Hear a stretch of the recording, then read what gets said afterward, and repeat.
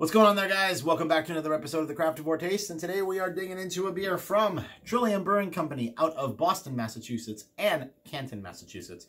This is none other than their classic, their flagship pale ale. This is 4-Point Pale Ale. Yeah, so probably Trillium's most well-known beer, I would think. An absolute classic at this point. Part of their flagship beers that Trillium has brewed since their inception.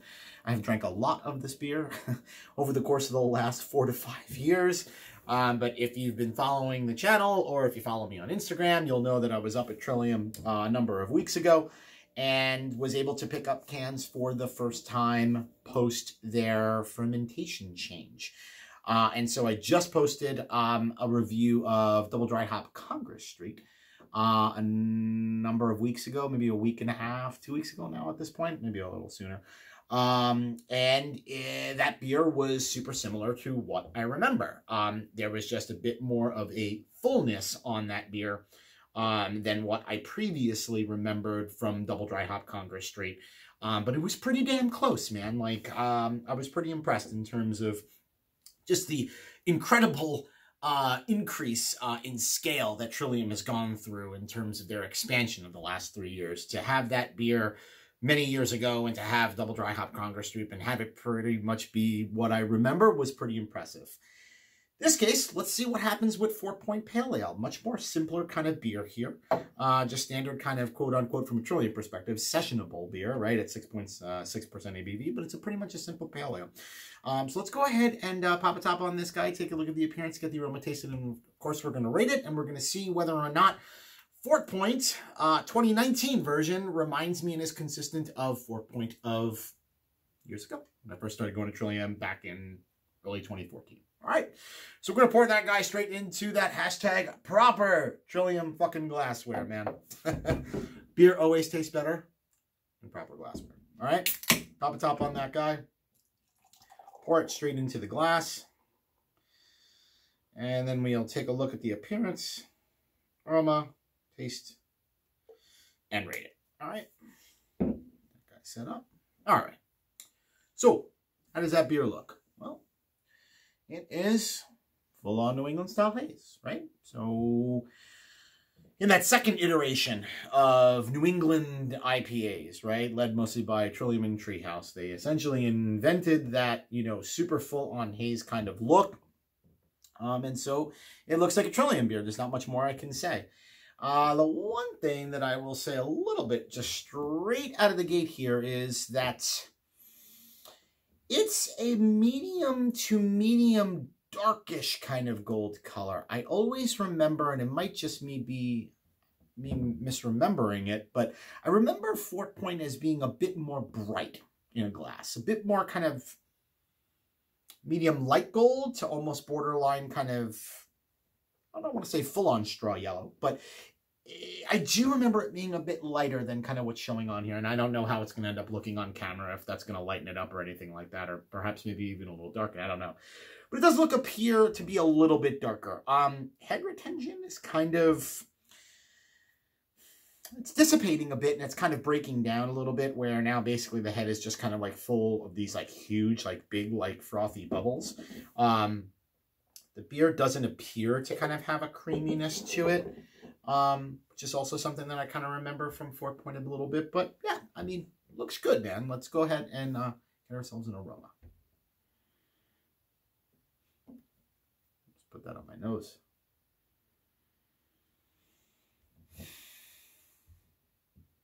Okay, so yeah, I mean, a little bit of kind of tropical fruits going on there. Huh. But it certainly isn't kind of pungent or kind of leaping out of the glass. I will say this. This beer was canned on 3/5. We are looking at about 6 weeks old right now. The shitty part about this is I purchased this earlier in the month at Trillium, so they literally handed me a nearly month-old can.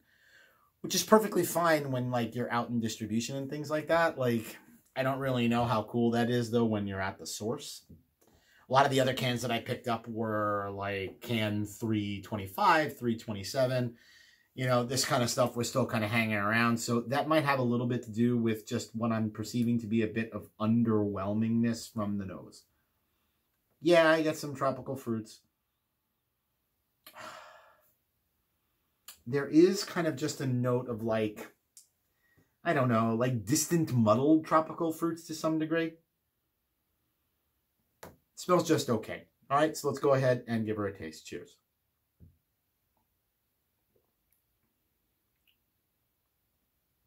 Okay.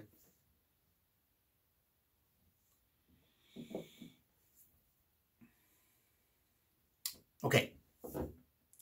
That's not the 4-point I remember. No way. Tropical fruit in the taste. A little bit of orange, a little bit of pineapple. Slight bit of kind of mango going on there.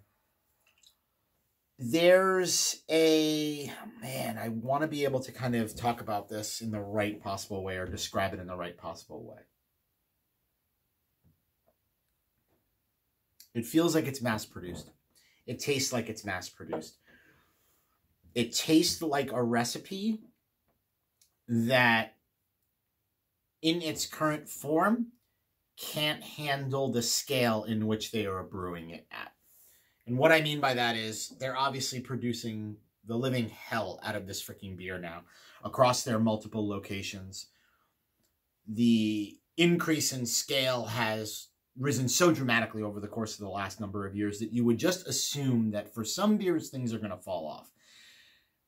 For the Double Dry Hop Congress Street, that proved to not be the case, and I think that that's a result of their not brewing that beer all that super consistently. Like, it's not rare by any stretch of the imagination, but I don't think every single time you walk into Trillium you can get Double Dry Hop Congress Street. Whereas I'm pretty sure to some degree you're going to be able to get Fort Point at either location at any single time that you walk in. So they're brewing this beer a shitload more consistently than they are, say, a Double Dry Hop Congress Street or a Double Dry Hop Melcher. And the beer tastes, as a result of that, that the recipe has kind of been dumbed down a little bit. It's not particularly explosive. I also remember Fort Point being a bit kind of creamy and even a little bit luscious, and it was one of those things where, you know, you were shocked that you were drinking a pale ale, although pale ale is technically a misnomer. It's 6.6% ABV, right? It's an IPA. But nonetheless, it was one of those things where you were kind of even just blown away as its simplistic brilliance years ago. This tastes like a shell of itself. And a recipe that they've really, in terms of, it's a recipe that they've significantly cut back and have kind of cut corners on just because they're producing so much of it. That's what I'm getting out of this.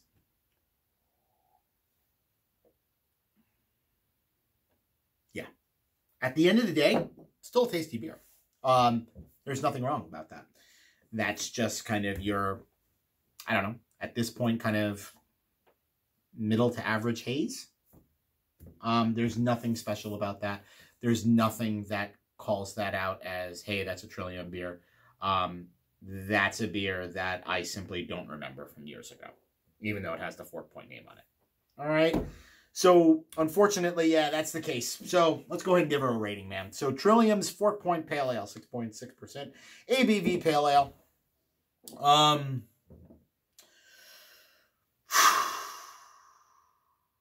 Could be that because this batch is a little bit old right now, I'm being a little harsher on it than I should. But I'm somewhere in between a 3.75 and a 4.